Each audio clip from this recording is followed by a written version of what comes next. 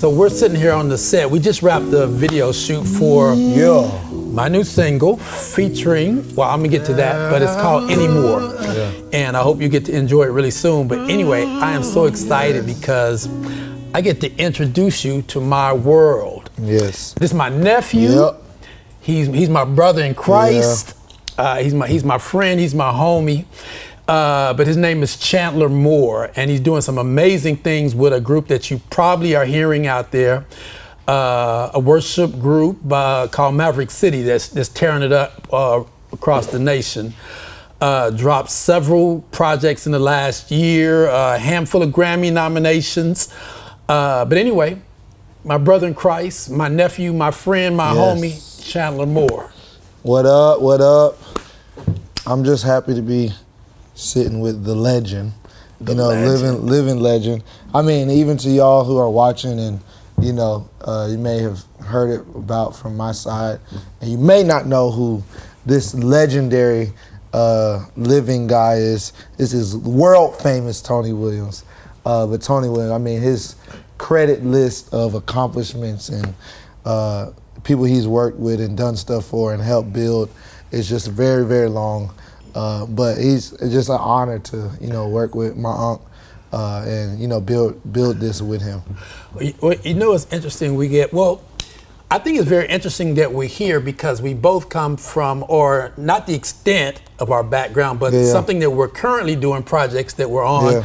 I talked about Maverick City, but also Sunday service. My background with Sunday service. Yeah. And as different as the two collectives are, there's a lot of similarities, but I really thought it was very interesting, the comparisons and the similarities of how both collectives were started, very organically. So I find myself often explaining exactly, I remember the time when we first got together, when you were explaining about how you guys started, and can kind of share with us a little bit about how that collective started and the trajectory to where it is right now. Absolutely. So we started as a writing group camp.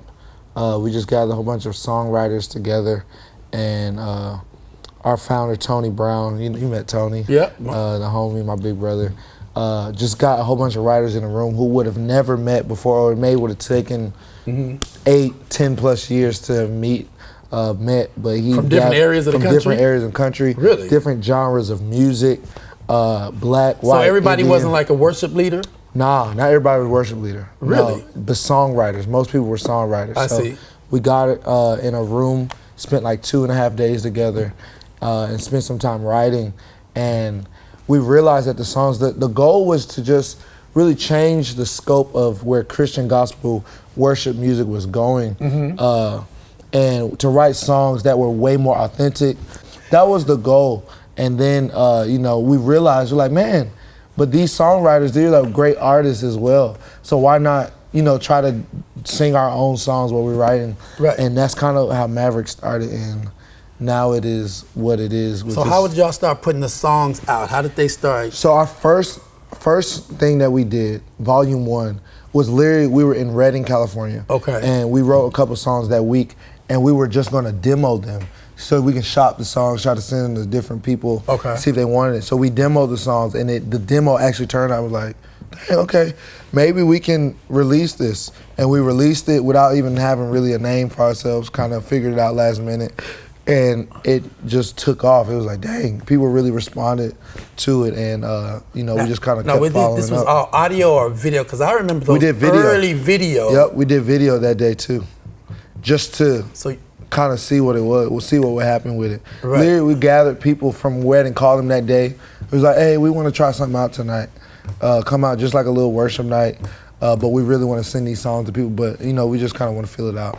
And one of the things I remember from those early videos was just the how organic it was. It just it didn't feel staged or contrived. It was like very relaxed and natural. Even so, volume 2 is when people started kind of like, and we did it in a studio called 1971 in Atlanta. I think that's the video you're talking about, where there was, we had people all around. We were standing next to a piano. Exactly. Those were literally what would happen is we would get together, write songs like a day or two before, and then that night we'll record it. We'd be like, hey, and then post on Instagram like an hour before, be like, all right, meet us at 1971 real quick just to hang out. And you know, like 80, 90, 100, 150 people would come up, and that room was so small, if we had 50, it looked packed. So it was like 80 people in there, packed up, hot, sweating. It's funny you say 50 because the very first Sunday service yep. was 50 people. There was 50 guests. It's the same vibe. We had 45 voices in the choir. Man. We actually ultimately got to about 150 at our biggest, at our strongest. Yeah.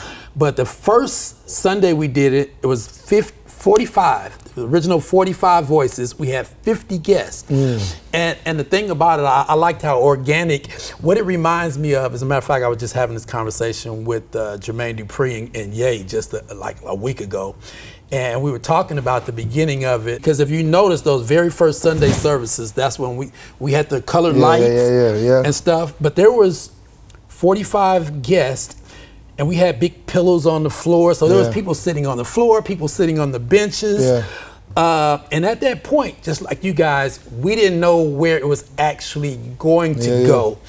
But what it reminded me of, what I like to explain it as, holidays at Kanye and I's grandparents' house. So when we grew up, we spent all our holidays at my grandparents' house, our grandparents in Oklahoma City. And like before or after dinner, we'd all get together in the living room. My aunt be on one piano, my other aunt be on the, or my mom would be on the organ, or my grandmother.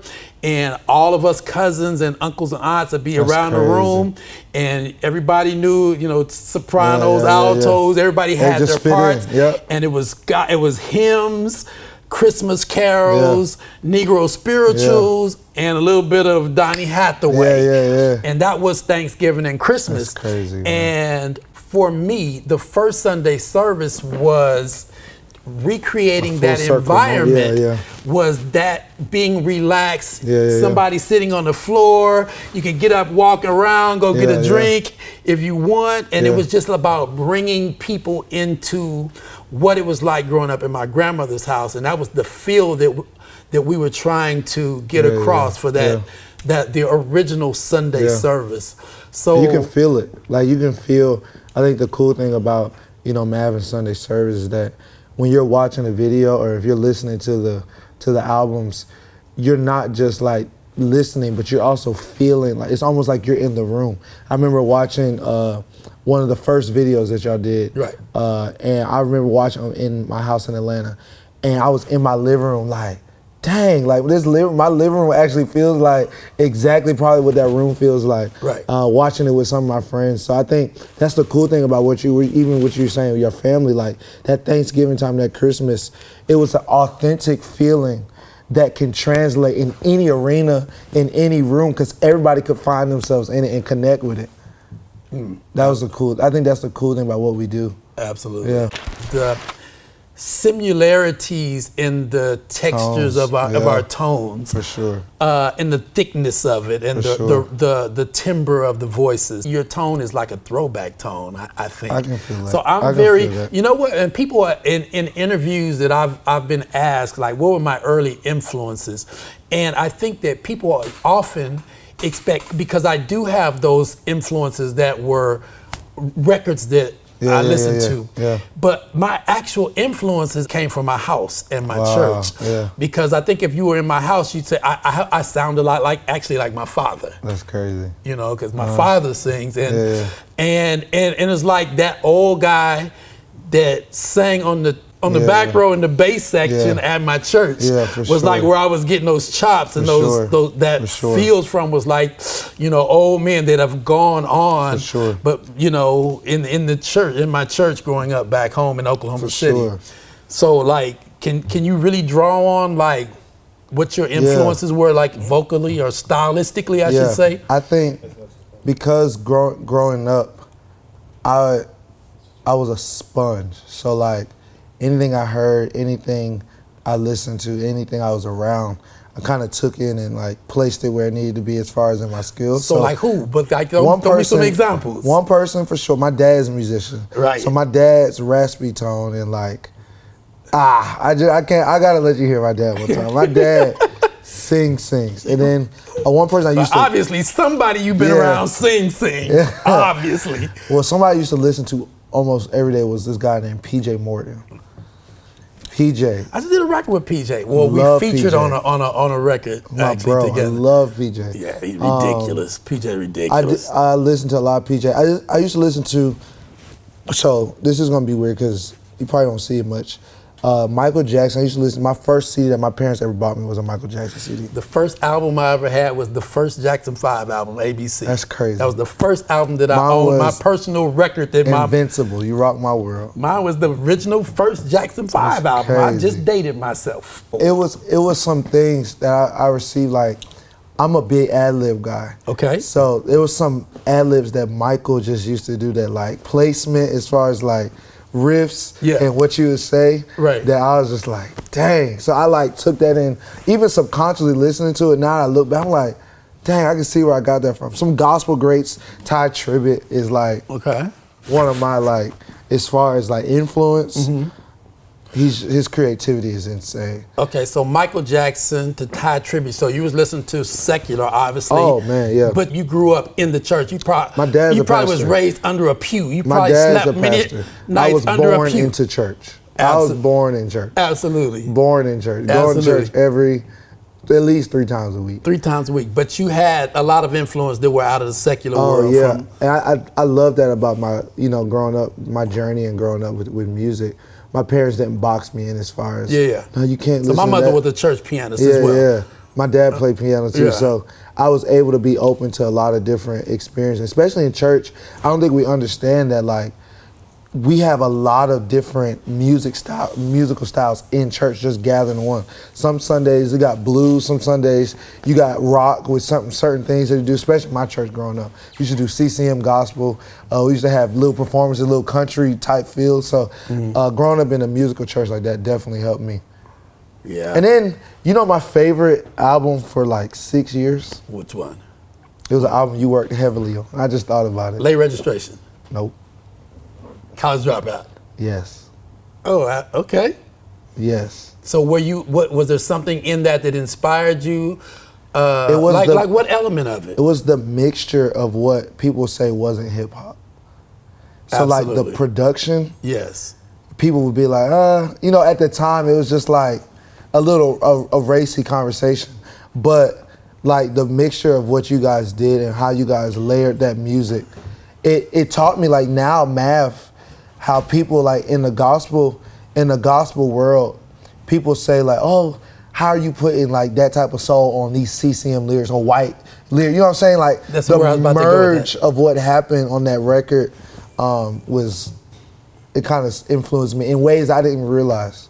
Yeah. You kind of answered my next thought is how coming out of the church, because I hear so many other influences that come from not just black church. Yeah. Because that was my early experience, was black church. And then I had a very interesting experience because I grew up during the funk era. So my influences were a lot of the funk group, and growing up in Oklahoma City, of course, everything Charlie Wilson and Gap Band. Yeah. So I don't know if you knew this, but Kanye and I had an aunt that had an urban choir, a youth choir that was kind of like Kirk Franklin's Our God's Property That's of crazy. 1970s. And it was all teenagers, although I was one of the youngest, like 8 or 9 years old. But the Wilson brothers from the Gap Band, Charlie, Ronnie, and Wilson, were in the choir. That is insane. So Charlie was literally like my real uncle growing up. So he's like my real Uncle Charlie to a degree. But it was black church. But then later on, it was after I was an adult and actually doing music professionally that I stumbled into an alternative rock world and just started experimenting with different colors and textures and tendencies musically. I think when I listen to you, I see the range of not just, it's gospel and it's soul, but there's a breath there that you don't get with all R&B artists that I think is magical. And that's something I can really appreciate about your style. So That means a lot. dope. But one of the things I was just thinking, you guys just finished a tour. Yeah. And I got to see, I think it was like the 3rd show, the LA show. Oh, yeah. Phenomenal. But I just want to say, because it's been a few years, I think it's been like 4 years since our last tour. We traveled. I guess that people could call the Sunday service was kind of a tour, but like a real tour, like tour bus tour, like out. Production was like the Pablo tour, which was like 4 years ago. So every time I go to like a really dope show, I get a little antsy and a little envious. So first of all, I just want to ask, how'd your voice hang out? How did it hold up? Surprisingly, because my voice stamina. Tell me about tour. Like, how was it? My voice stamina is questionable at times. So really, but when I hear you, your voice is just so strong, then I get jealous. Every time I sing like it's my last time. You sing hard like it's your last time singing. So throughout 28, 27, 29 cities, my voice lasted. I mean, it started getting tired maybe like the second to last date, right before, I think that was Charlotte or Columbia. Yeah. But Atlanta, the last day I ended strong, and I was super proud of my voice. For me, I always felt like the longer you go on a tour, the stronger I usually get. It's when I'm doing one-offs, a show once every month or something is when I wear down. But when I'm singing every day on tour, I feel that I get stronger throughout the tour. Is that what you? Is that? Yeah, for sure. Like it definitely increased my voice. Like working out, it definitely got my voice stronger. Yeah. I saw the show, like I said, in LA, and I was on the front row. Tour was crazy. Thank you for the tickets on the front row. Tour was crazy. The show was crazy. And I saw even after that, the show even it looked like by the time you got to Barclays, it was really crazy. Yeah. So you guys aren't done, right? So if you get a chance to see Maverick City. We got one more left. One more? December 11th. You gotta see it. It's an experience. Yeah. It's an experience with God. So we out again next year though. Okay. So we got a whole bunch. We gotta bring you on tour. We gotta get you on at least two shows. Let me do a song. Two shows. Let's go. 2 shows. I mean, y'all heard him. 2 shows. We're getting Tony Williams on 2 shows. My brother, Chandler Moore, anymore. And I just want to talk about the song. First of all, I think it's an amazing song. We first heard this back in the summer, right? At one of the co-producers, studio guy I worked with forever, Haskell Jackson, co-produced by him and Femi Owentunde. Man, it's Kamasi Washington on horn. So yeah, it's just crazy. Kind of a different backdrop, as it's kind of like a completely jazz. Different feel for me too. Completely different feel.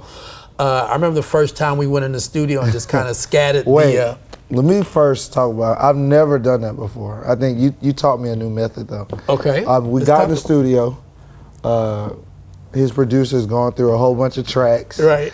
And we picked this one. He's like, Chandler, just jump in there and just start singing. And I was like, okay. Okay. And I mean, even on the edit track, I wish we could show him some of the edit. I was just, what do you do? And I've never done it, but it brought a creativity that I'd never thought about before. Well, you know what? I am actually envious of the way you guys create. So I was in the studio with this guy and Aaron Moses from Maverick City in Atlanta. Dang, I forgot about that. But you know what? Because you guys have such a worship background. So we're in the studio and they're playing, Aaron's on piano and Chandler may have been on piano or Aaron was on drums and they were just vibing. And I'm sitting like, they just warming up like, okay, we're gonna get started anytime. So after about 30 minutes, I'm like, when we gonna start? They were like, we started. We've been started for 30 minutes. Which was totally like foreign to my creative process. Because I'm very analytical. It's you know, sit down, let's get these top line melodies, let me write and structure everything. So I come from a very structured environment. You come from a very impromptu, spontaneous environment. So it's very interesting bringing these two environments together. I never thought about that. Yeah. I do remember that, but I never thought you came from a structure. No, I'm very structured. I get it now. I see it now. I'm very rigid and not very spontaneous at all by nature. So was it out of your nature to do what you threw me in the booth to do that? No, that's typically what I'll do is we'll go in the studio. If I go in the studio and hear a new track, I don't like to listen to a new track without having the mic hot. Got it. Because typically the first thing that comes out is the magic. True. So that's why I wanted you at the mic when the track rolled and I wanted you to just whatever came out, which I captured just a piece Yeah. of what you came out with melodically, and Yeah. that was the basis for what I wrote the record to. I Was remember basically the energy that just came out of you naturally, and I just kind of took it and shaped it and formed Genius. it. What I want to capture, or what the song felt like, it felt very somber. What anymore means, basically, it means never again in this context. Yeah. So it's kind of an apology song. I think sometimes being able to wrap your brain, and we as men sometimes struggle with apologizing for our shortcomings. For sure. So I thought that was the way to express. And you know what the most magical thing is that when I go back and I listen to the song, some of it I don't remember writing. And I feel like, and I've heard people express sometimes that God like took their pen and like wrote the song for them. I even feel like some of the sentiments and some of the words that I actually expressed in the songs are words that in my own self are words and concepts and sentiments that aren't exactly sentiments that I get that. have felt comfortable expressing. Yeah. So I do feel like the song was kind of written almost supernaturally. Yeah, I get that. I remember after the song was written, even what did you say to me after we recorded your part in the studio about not having originally heard the song? Yeah. Like I didn't. When I first heard the track, I was like, "What are we gonna do with this?" I mean, it didn't register at all. Not at all. I mean, I was in that booth just trying to scat away. I'm like, "What?" And then what you turned it to, I was like, "Oh shoot, wow." Anymore. I just want to thank you, bro, for like doing this collab. It's nothing better than and I have to say this is probably one of my favorite collaborations that I've ever done. It's probably one of my favorite records, period, that I've ever done. And I just want to thank you again, man, for jumping on this record with me. For having me. Thank you for thinking about me. I just hope everybody enjoys it. Yeah. Stay tuned. Anymore, December 10th. Yeah. Anymore. World famous Tony Williams. Chandler Moore. Peace.